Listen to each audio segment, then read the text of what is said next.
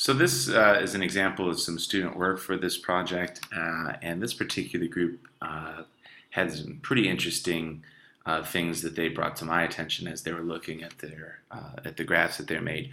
One is that here you can see the U.S. has an age structure diagram typical of a country that would have either low population growth or actually be in decline, as there are fewer pre-reproductive individuals than there are in this post-reproductive age.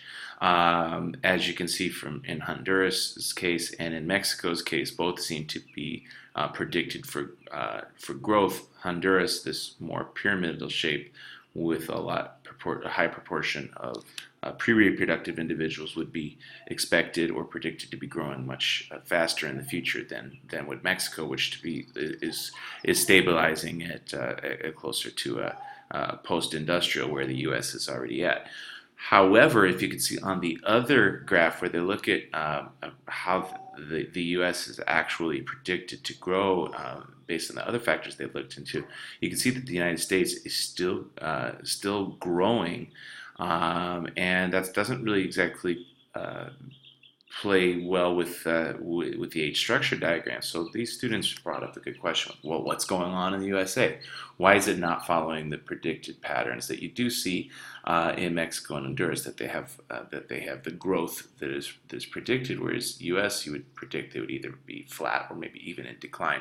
So it led to a great discussion about immigration and how as people are coming into the country, right, that's another way that a population can grow. It doesn't have to just be an increase in birth rate. So you can have a decrease in birth rate, a lower pre-reproductive population, yet a country can still be growing if it's got significant immigration. In Los Angeles, in a heavily immigrant community that my school is located in, definitely this is an issue that's very close to students in terms of things that they're aware of personally.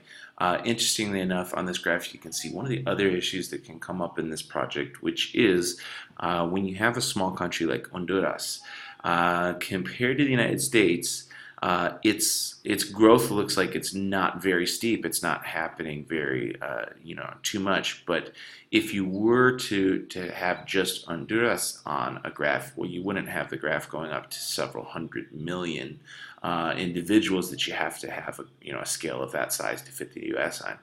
Honduras, even though it's got tremendous growth occurring, it's still under 10 million individuals. So one thing that I would recommend to have your students do, if they come to a case like this, and this is even more dramatic if for example, you're comparing a country like Honduras with China or India, that's going to have, which would essentially dwarf the United States the way the United States is dwarfing Honduras and Mexico here.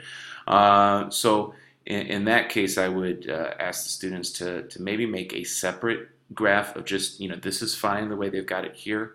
Having all three, that's good for comparison's sake, but it might be interesting to make Honduras on a graph of a scale that's more appropriate to Honduras, where maybe the top of the scale is around 10 million, so it's all underneath there, so that they can look at the difference in, what's how steep is that growth curve for the U.S. compared to Honduras. And I think if you put it at a scale more appropriate for Honduras, that'd be easier to compare. So that is one of the limitations of this. If they have countries that are widely different in their population size, they may end up kind of skewing the data, and it appears that a country that is growing quite rapidly is not just because it's on a scale where its population kind of blends together compared to a much larger nation.